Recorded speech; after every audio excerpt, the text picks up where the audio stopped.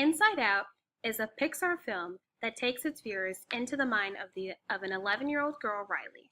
Her primary emotions, happiness, known as joy, sadness, fear, anger, and disgust, are used to portray a conceptual version of Riley's mind to better understand who she is and how she processes the world.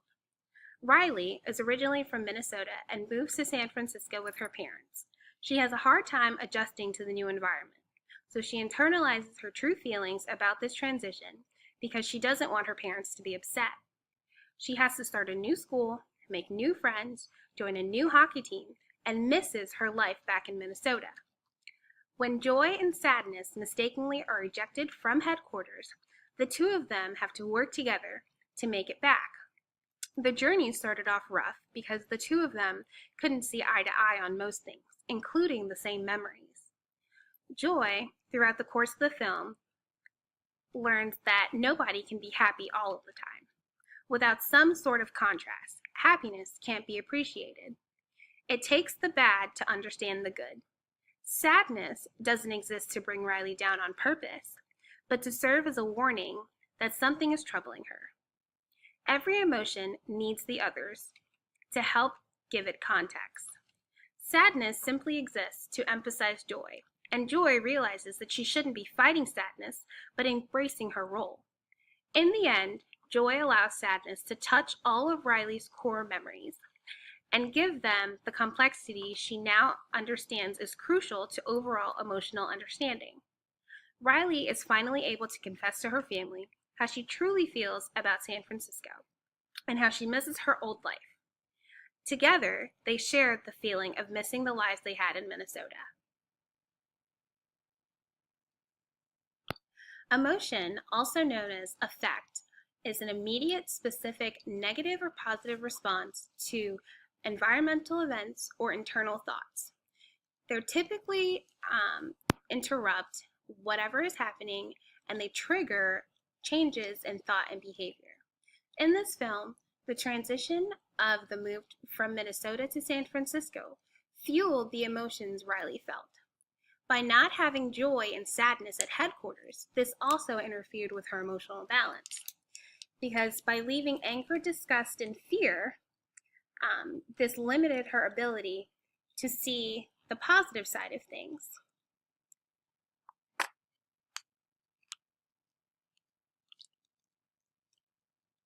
Emotions can be broken up into two categories: primary and secondary emotions.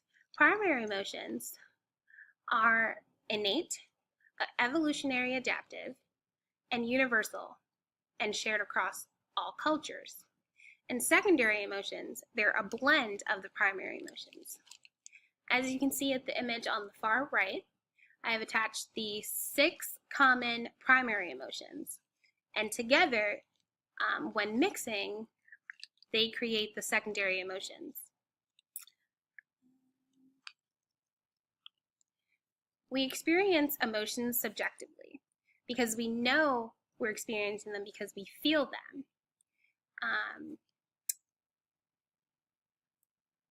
So, for instance, if we look at this diagram here, we see that thoughts become feelings and then feelings become behavior. So each of them fuel one another. So there was a part in the movie where anger motivates Riley to run away from home so she can head back to Minnesota where she's happy. And this causes a domino effect with her personality islands, which they hold a lot of her core emotions, which control certain aspects of Riley's life. Riley's island of personalities are what make Riley Riley.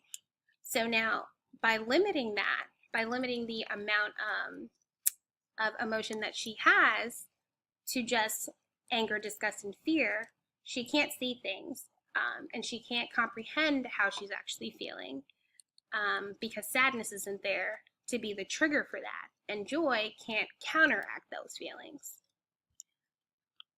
In this next slide, I wanted to just show the combinations of the blending of secondary emotions, or the blending of primary emotions to form these, And this body map gives a really good representation of the warm colors versus the cool colors, on how to consider various emotions and how they make us feel.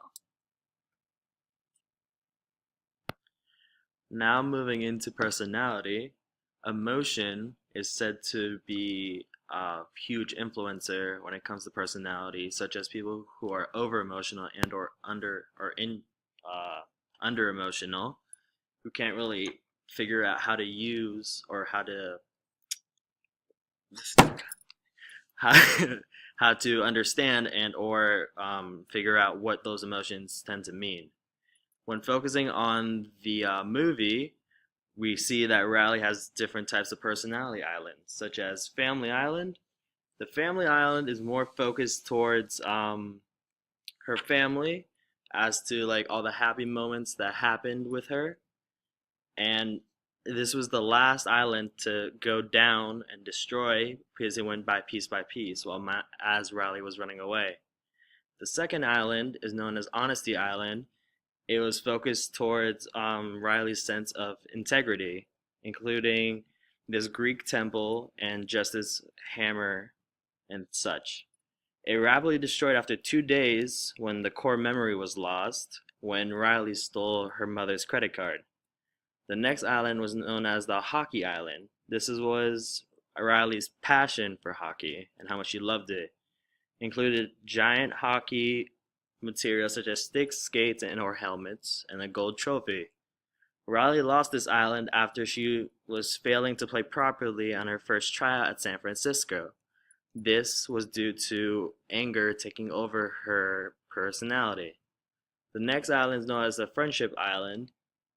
This island was lost on day one when she left her hometown to San Francisco due to Riley getting angry at her friend Meg, who got a new best friend when she found out she was leaving.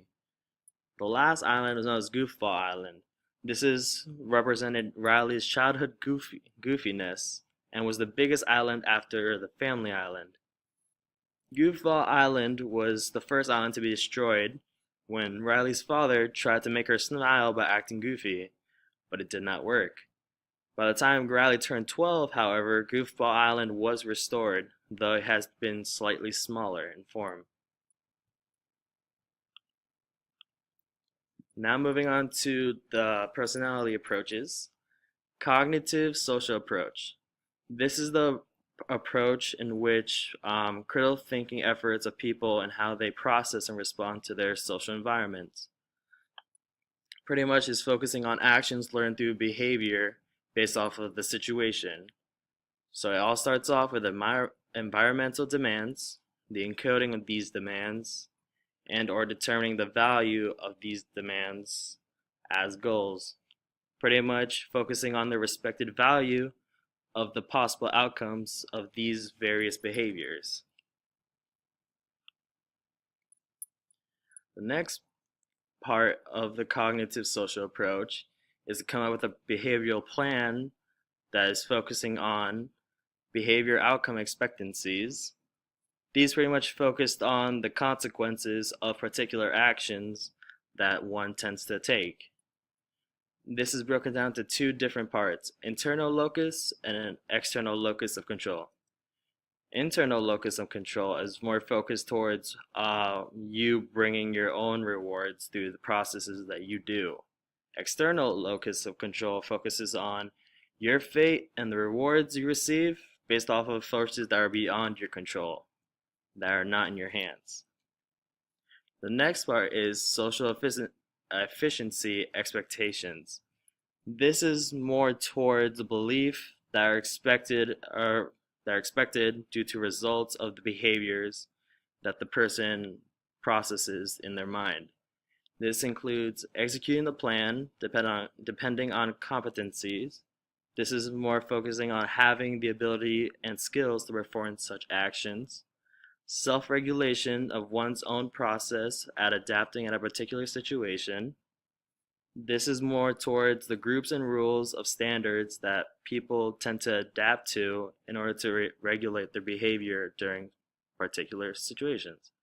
Self-regulatory capacities is more focused on the ability to set personal goals, evaluate process, and adjust behaviors accordingly based off a certain situation. Third theory into cognitive social approach is encoding and value are determined by personal constructs. Personal constructs are pretty much personal theories of how the world works and how a person said interprets the world. This is extracted from schemes of the person, places, things, events, and or stuff that are significant to a certain person and makes them who they are. Humanistic approach. This approach is more focused on everyone is born with a self-actualization tendency. This is pretty much a forward drive to grow and become the best that a certain person can be. This is broken down into positive regard, such as unconditional positive regard and conditional positive regard. Unconditional is the acceptance and love one receives from significant others is unqualified, such as a parent loving their kids for who they are regardless of what they did. Let's say they broke a plate, they still love them either way. Conditional positive regard is more focused on the acceptance and love one receives from significant others influences one's behavior, such as getting straight A's on a report card. You get ice cream. Yay. Self-disciplinary theory is self-esteem is defined by the match between how we see ourselves and how we want others to see ourselves. This is pretty much what we focus on.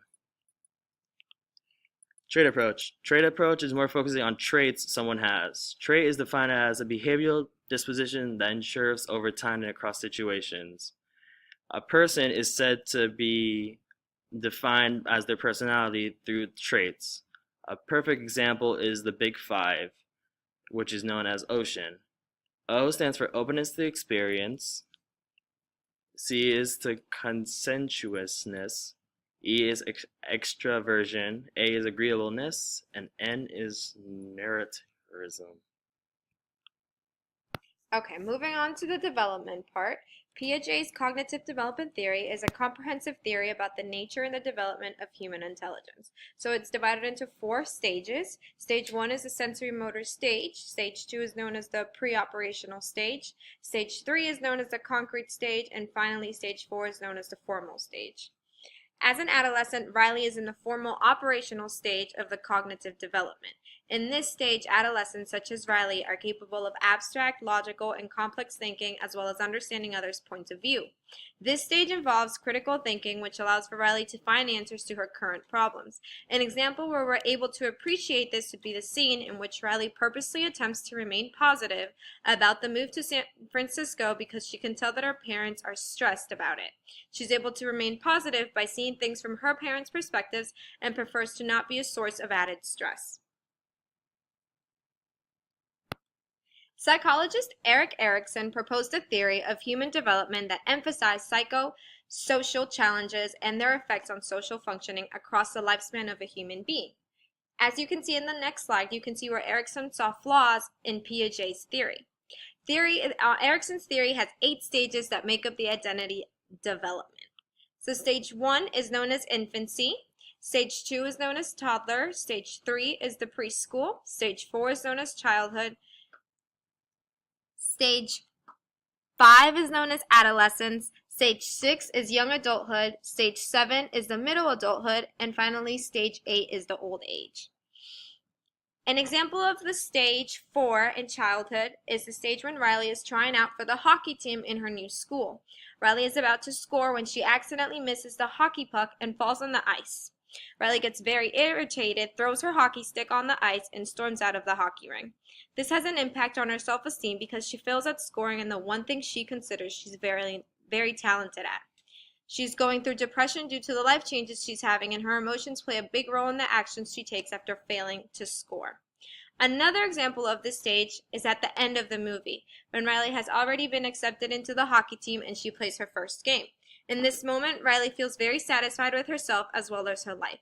Her family gives her the support she needs to follow through with her passion. So, how did the depiction of the movie compare to what you learned in doing your research, you guys? Well, funny you should ask. Cause personality, I mean, it showed a clear example of it throughout the entire time, showing how her personality changed as more of her emotions tend to take control of the certain situation, while joy and sadness were out of the mind. Right. It shows how important emotions are in building up your personality. Here's a question I have. Do you think if any of the other emotions, had it not been like joy and sadness that left, do you think it would have made that much of a difference, or do you think it would have just been the same? I believe immensely, because if disgust left, I don't think it would have that big of a deal. Yeah. She Really? doesn't like I broccoli. Ooh, scary. Yeah. She'll be all right. Okay. Fear. I think fear wouldn't be that. There's people that She are would've- fearless. So. She would have been more courageous. Mhm. Well, I mean, I think despite fear, I think she played hockey, so I feel like that's like my face, my eye, like, I mean, yeah, you have all that gear on, but you can still get hurt, you can fall, so I think there's a way to, I guess, determine which emotion dictates what. I think, kind of like how I said earlier, that like your emotions are specific to the event. So, yeah, I think that's pretty good. All right. Number 2. Do you believe the film to be educational value to the general public regarding its psychological content? Oh, highly. I highly believe that. Why? It shows older adults and people who don't understand what younger kids go through, like all that psychological emotions building up at once. Because she could just be having a bad day to you, but you don't know what's going on inside her head. You don't know what she's been through. That's True. All right. Was the subject matter treated in a serious manner or a humorous manner by the film? If humorous, could the movie have used a heavier touch? I think it was humorous just because there were a lot of moments where you're like, oh, that's so funny. And I think the most interesting part of the movie were like the memories that fade, because how like we're like, oh, I just met this person and you already forget their name. So it's like, that was quick, and I think the movie definitely gives, kind of like Kevin said, like a good depiction of like the mindset of a young adolescent, just how, although limited in their ability to express themselves at times, like I still feel like the movie did a really great job. Although the emotions, it almost seemed like the emotions were the puppeteer and Riley was the puppet. But I mean, the two kind of work, like it works. It that works way. out, yeah. Yeah, I think It explains how it really is in life. right. It's like you're having a bad day and you're sad about something, but to sadness, that was the perspective. Like, oh wow, like she was so sad, but then Joy remembers like Riley rejoicing because even though they didn't win, she was still team captain. Right. So. Adding on to that, for the heavier touch part to it, it did bring a realistic input into it, as you explained, showing the memories fading away and showing her childhood friend disappearing from existence. It was a harder. It had humorous parts, but as well as having a heavier touch to it. Did you learn anything of value from viewing the film? If so, what? I learned that emotions are really important and that they really have a big part. They play a big role in building who you truly are. Yeah. Because your personality is only for you. I feel like it's unique. Right. So the way you react to things, others might not. And that's probably because, they're different. It helps you understand that not everybody's the same. For sure. I agree. Nicely. Which specific scene in the film provided particular insight into the psychological issue being portrayed? Definitely the memories fading part, as we discussed. Yeah. Just seeing those memories of her being a child disappearing as she's running away is just truly a sad sight to see. Was the film entertaining, guys? Yeah, I loved it. I thought it was cool. The soundtrack was awesome. I think I definitely I feel like the more touching moment in the film was when Sadness ended up taking out the bulb that like kind of made her feel nothing, and then it was like this was her igniting like this is how you like it's okay to feel this way, but go home and talk to your parents about it, like prompting her to make amends, because it's like she was going to go to Minnesota and do what? You know, her parents would have been really worried, and it's like, how did you get all this way? And I just feel like a lot could have gone wrong had Joy and Sadness not made it back to headquarters when they did. 100%. Would you recommend the film? Of course. Of course, I would 100%. too. It was an amazing movie. It was so funny. Would you recommend any other movies from the movie list? Yes. Split. Oh my god. Greatest movie. Just the way he interprets the different personalities is Great truly, actor. oh my god. Love Highly it. recommend it. I'm gonna beg to differ, but that's okay. We can agree to disagree. All right. I'm really happy that we did this movie because it was definitely lighter, and I think it left more room for interpretation. Whereas Split doesn't really do that. It's a little confusing, It's a little bit in my personal it's opinion. a little dark with Hedwig, you know, the usual. Well, that's all. Thank you for watching our presentation. I hope that it was informative. And thank you, Kevin, Monica, for Thank you. being a part of the Tanya. production. Glad for inviting me. I'm glad to be a part of this. All right. Bye.